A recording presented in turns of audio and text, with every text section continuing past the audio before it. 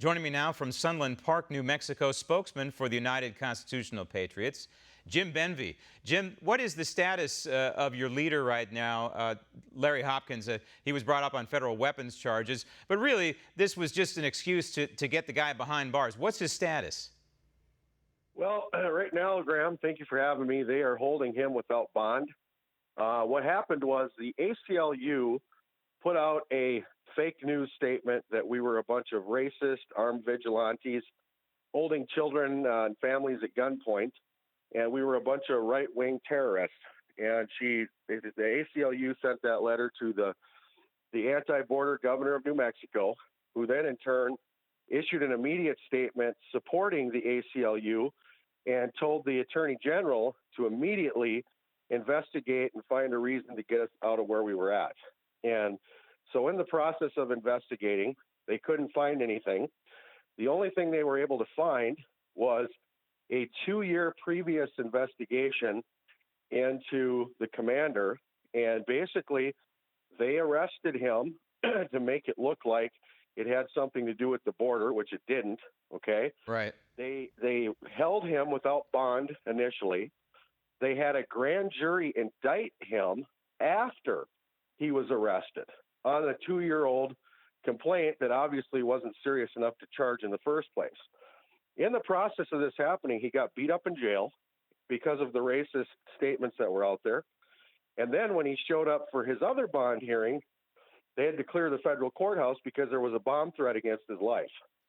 So now he sits without bond, political prisoner. I want to go to that ACLU letter because it's very inflammatory. The ACLU letter talks about kidnapping in one case, the vigilante members of the organization, including you, Jim Benvie. Yep.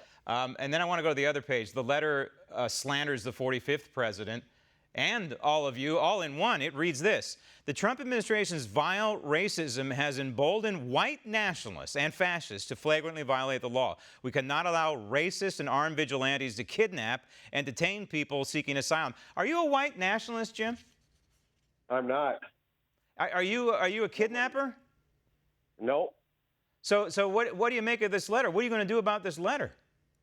You know what? At this point, we are considering suing the ACLU, as well as not just stopping there, but also asking Attorney General William Barr to launch an investigation into the governor of New Mexico as well.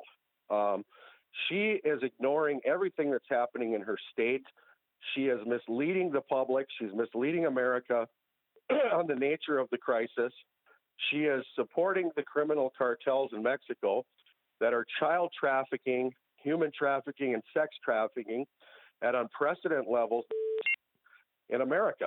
And this is a betrayal of the border. We have a duty as Americans to protect our national security. Well, here's the mind-boggling part to me, Jim.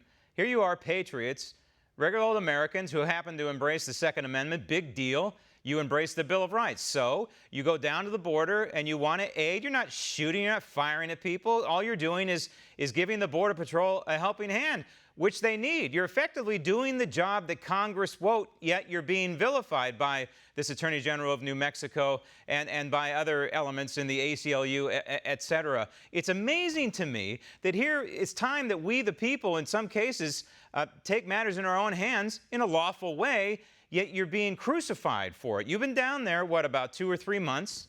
How many encounters have you made during that time? It's got to be in the hundreds, at least. Oh, no, it's in the thousands. My latest numbers have put us close to 10,000.